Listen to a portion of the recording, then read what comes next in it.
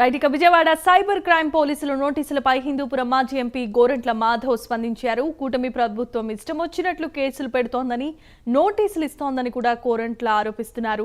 Police శాఖలో పనిచేసిన తాను పోలీస్ వ్యవస్థల నియామకాలకు అనుగుణంగానే విచారణకు సహకరిస్తానని కూడా తెలియజేశారు. అయితే నటుడు పోసాని కృష్ణమురళిని అరెస్ట్ చేసిన విధానం సరికాదంటున్న మాజీ ఎంపీ గోరంట్ల మాధవ్తో మా ప్రతినిధి Nagendranath Reddy face to face.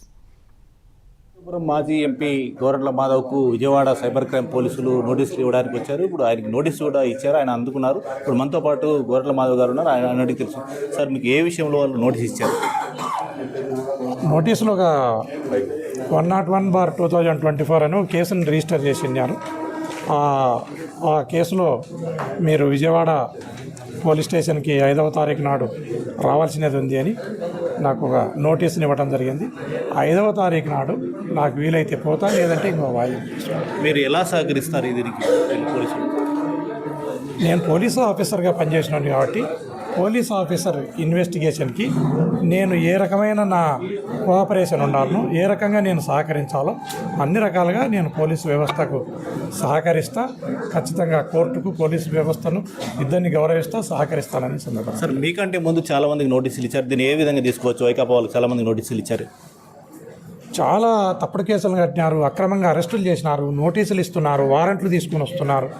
అసలు నిన్న పోసాన కృష్ణమురళి విషయంలో మనం చూస్తే ఆ పోలీస్ ఆఫీసర్కి నెత్తిన టోపీ లేదు, కాళ్ళ కింద బూటు లేదు, ముడ్డికి బెల్ట్ లేదు, పై మీద యూనిఫామ్ లేదు.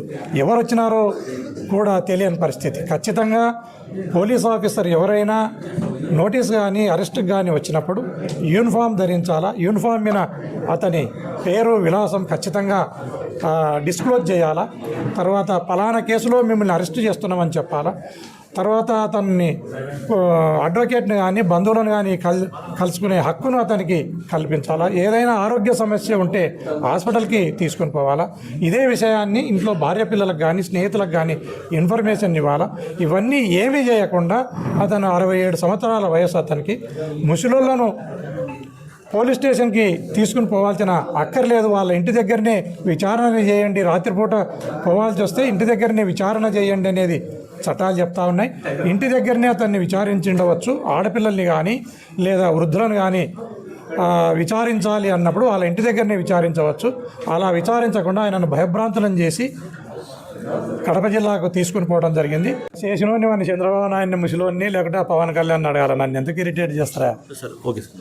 ఇక్కడ మొత్తం నోటీసులు అయితే ఎప్పటికీ తీసుకున్నాము, ఆల్రెడీ వచ్చాయి. మేము తీసుకున్న గతంలో మాట్లాడిన దానిపైన, గతంలో అనే దానిపైన ఆయన ఆక్రోశం కూడా వ్యక్తం చేస్తున్నారు.